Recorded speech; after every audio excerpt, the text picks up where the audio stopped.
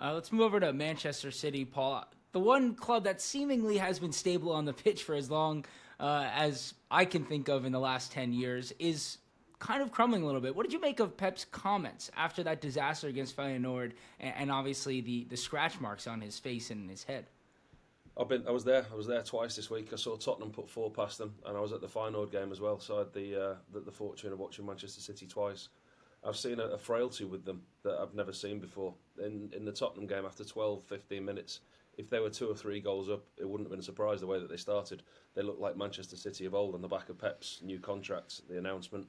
The first 15 minutes of that Tottenham game, they were excellent, and they could have been, as I say, 2 or 3 up. But as that game progressed, Tottenham found chinks in the armour. They got in behind them. The defence looked creaky, and for the first time for me, I've seen a Manchester City side that looks susceptible. Teams that do well against Manchester City generally always take the game to them, play high, press high, and try and have a go at Manchester City.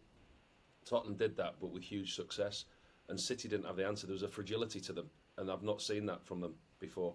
Obviously, this 6-game winless run, it's a lot to be talked about. But we talk about Pep regularly as one of, if not the best managers in the world, somebody who's revolutionised the game. But now this is the first time he's faced adversity. You look at his managerial career and you look at his record and you look at the clubs he's been at. This is an unusual territory for him. He's used to being a winner, a serial winner, competitions, trophies, games weekly, and his runs that he goes on are winning runs, not losing runs. So when we talk about him as the best manager in the world and the way that he's revolutionised the game, he's now got to find answers.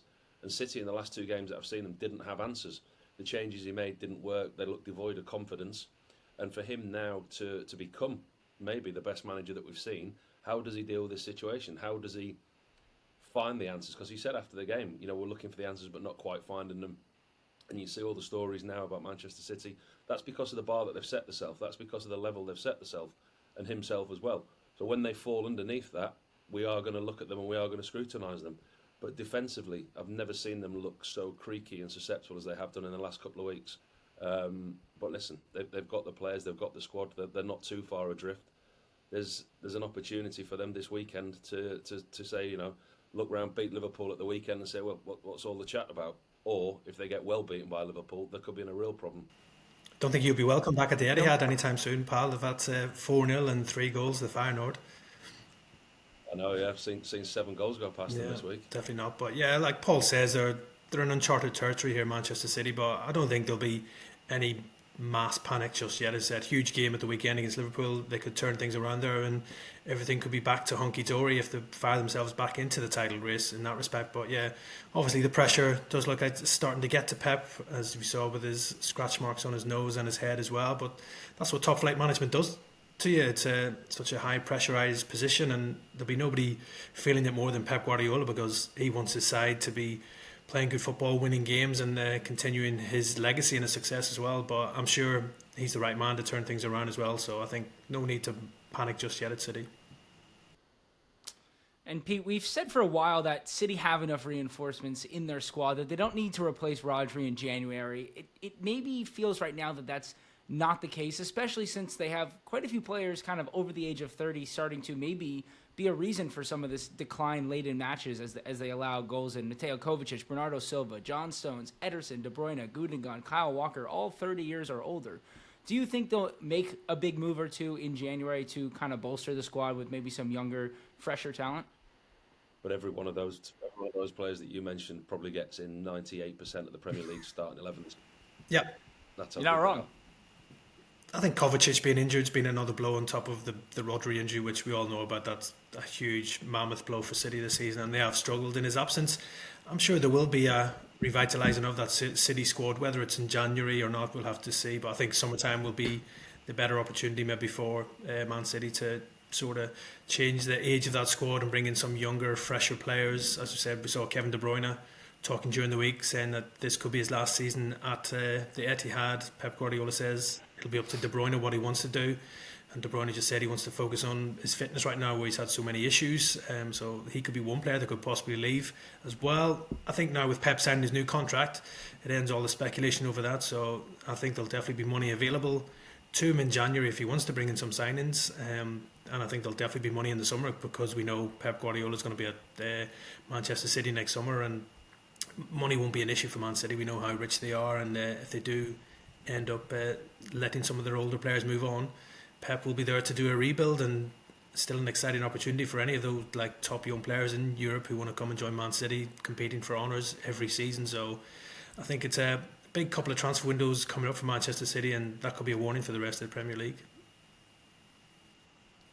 And Paul, Liam Delap obviously left the club, but has been in fine form for Ipswich Town. 6 goals already in the Premier League this season.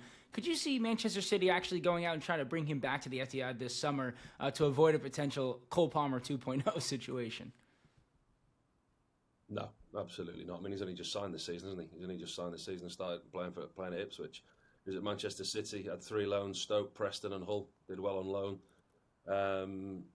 He only went this summer, didn't he, to sign for Ipswich? It's just a deal that's not going to happen.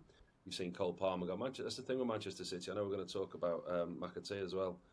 The younger players, they're not afraid to let their younger players go out. They realise that they've got to play football. They also realise about the FFP and PSR situation that they're in as a club, and these players will bring the finance in. And a player like Delap, he's done really well so far this season. I think he scored half of Ipswich's goals that the whole team have scored. He's a good player, but I don't think it's an area that they'll be revisiting. And like the links with Cole Palmer, you look at the money that they've spent. What would they have to spend to bring him back? It's almost admitting that you got it wrong. And I don't think Pep Guardiola and Manchester City are that type of manager and that type of club. As much as you take Cole Palmer back, absolutely. The Liam Delap deal, I think that's a non-starter to Manchester City, not elsewhere. I think if Ipswich continue struggling this season, I can't see him leaving until the summer. I think it's a summer deal. If Ipswich do struggle this season, but he keeps scoring the goals like he's doing, he'll be a Premier League player next year, that's for sure. Yeah, there's a buyback clause in that deal. It was just City doing their homework on that one. But look at it from Liam Delap's point of view. Why would he return to Man City? Because he isn't going to get ahead of Erling Haaland, is he, anytime soon? And why would City want to bring him back when they've got Haaland there? So yeah, like Paul says, I think it's probably a non-starter. But to be fair to the lad, he's made that decision to leave City, and it's paying off for him so far. He's been really impressive with Ipswich, and as I said, I think there'll be other clubs who will be keeping tabs on the situation more than City right now. It's a tough sell for anybody. It's a tough sell if you're going to bring any more strikers, and that's why look at Alvarez. Alvarez left for that exact reason. How do you sell that job to somebody? You can play when Haaland's not fit, or when he's if we're going to rest him in the cup competition, I'll maybe guarantee you 4 or 5 games a season. But other than that, if Erling Haaland's fit, he plays. It's a tough sell. Yeah, you're basically asking a striker to come in and, if you want to play regularly, not play as a striker, which is a lot of what we saw Alvarez do for 2 years. Exactly. And Spurs had years as well with Harry Kane. They couldn't find anybody else. Kept buying attacking wide players who can fill in as a number 9, but they never had a direct replacement because it's a tough sell.